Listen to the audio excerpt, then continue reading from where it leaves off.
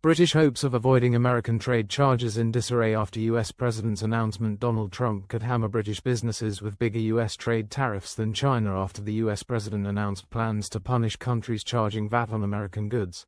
UK industry leaders called on the government to start urgent talks with Washington after being warned they could be significantly hit by Mr. Trump signed an order to charge reciprocal tariffs on imports from countries charging a tax on US goods.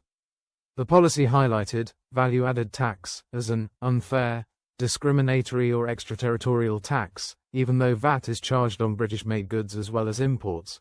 It suggests the UK could face additional tariffs of 20%, the rate of VAT for most products, in addition to existing US tariffs of 3.4%. The US has imposed additional tariffs of just 10% on China, despite Mr. Trump engaging in a war of words with the Asian superpower.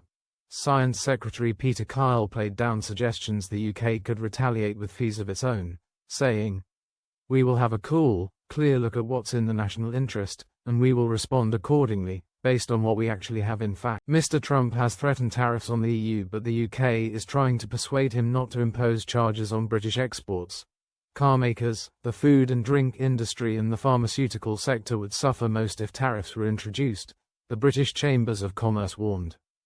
But it urged Sir Keir Starmer's government to avoid a trade war with the US and said British firms selling services overseas would probably be William Bain, head of trade policy at the British Chambers of Commerce, said, "It is vital that the UK government does not get sucked into a trade war of tit-for-tat tariffs, which could easily spiral out of control."